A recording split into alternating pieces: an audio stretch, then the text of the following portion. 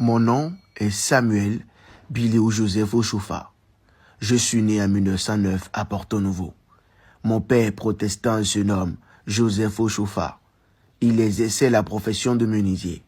Ma mère, vendeuse de tissus, se nomme Fou. Mon père avait perdu plusieurs enfants en bas âge. Il ne survécut qu'une fille, ma grande sœur, nommée Elisabeth. Cependant, mon père ne perdit pas confiance. Il s'adressa pieusement à Dieu, le suppliant de lui accorder un garçon qu'il mettrait au service de l'Éternel s'il survivait.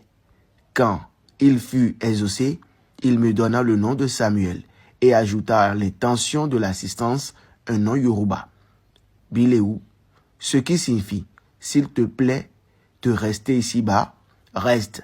Dans le cas contraire, retourne au Seigneur.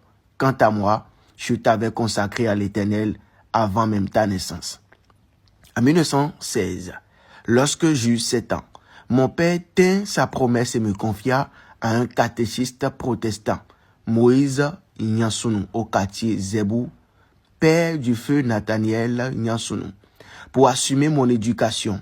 Mais j'étais trop jeune et il fut obligé de me garder encore jusqu'à l'âge de 13 ans. Puis, il me remit en 1928 au pasteur David Rodanou Loko, à qui il fit savoir sa promesse faite à Dieu de me laisser au service de l'Éternel.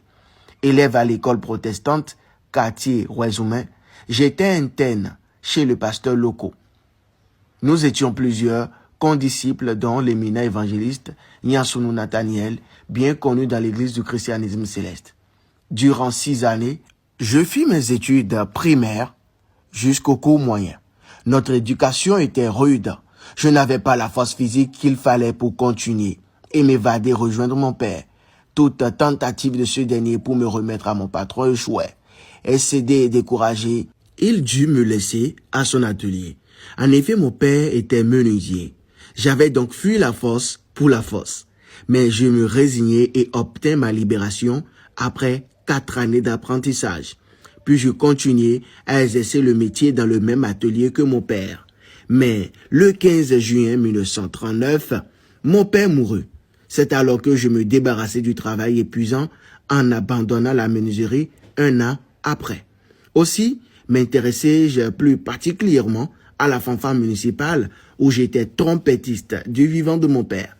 Peu après, je remarquai que cette situation de trompettiste était bien précaire et je me suis résolu de me livrer au commerce du bois d'ébène. C'est ainsi qu'à partir de novembre 1940,